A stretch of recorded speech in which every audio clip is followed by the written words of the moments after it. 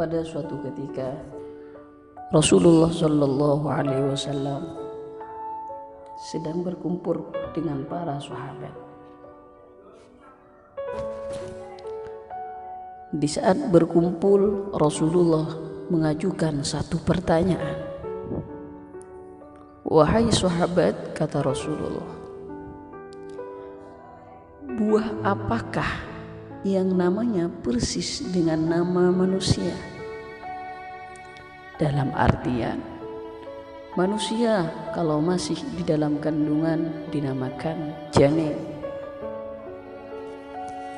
Kalau sudah lahir dinamakan sobi. Dari lahir sampai balik atau umur 11. Dari 11 ke 21 namanya syab.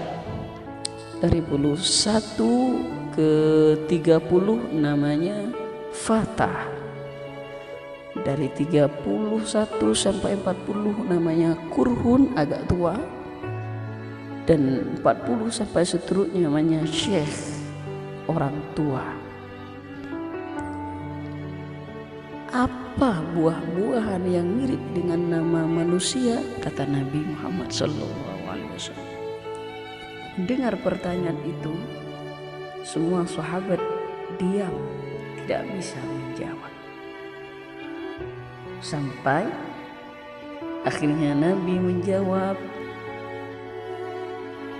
buah yang sama dengan nama manusia adalah buah korma. Usai pengajian, ada seorang bapak pada saat itu membawa anaknya di pengajian Nabi tersebut.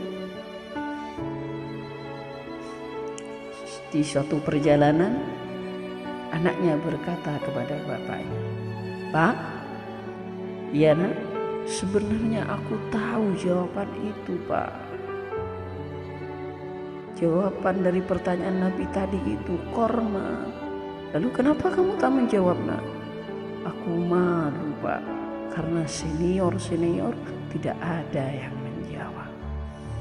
Siapakah nama bapak tersebut?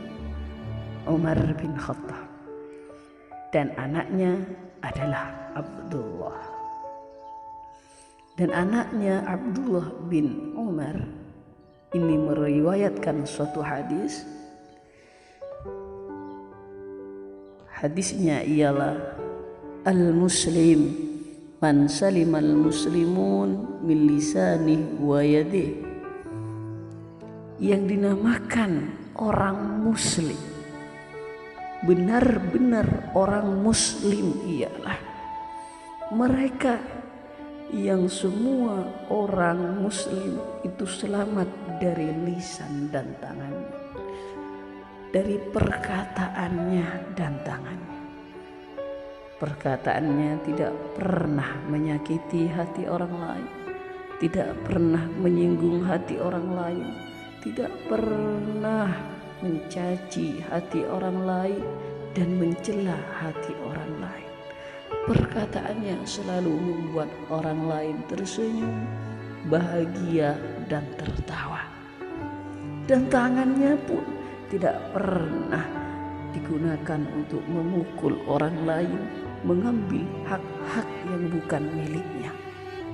Tangannya selalu digunakan untuk sedekah, membuat orang fakir miskin dan temannya bahagia karena bisa berteman dengannya. Itulah orang-orang yang dikatakan dengan orang yang muslim. Oleh karena itu, janganlah kita meremehkan, mengintengkan dosa meskipun itu kecil, karena kita tidak tahu murka Allah itu ada di dosa manakah yang kita perbuat. Tanamkan di dalam hati kita,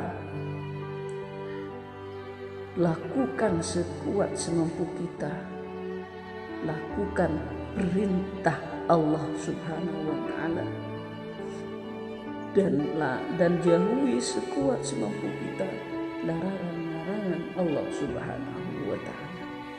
Kenapa semua perintah harus kita lakukan? Karena kita tidak tahu amal apakah yang diridhoi dan diterima oleh Allah. Dan kenapa harus menjauhi larangan Allah meskipun sekecil apapun? Karena kita tidak tahu dosa apakah yang membuat kita masuk neraka dan membuat Allah murka kepada kita.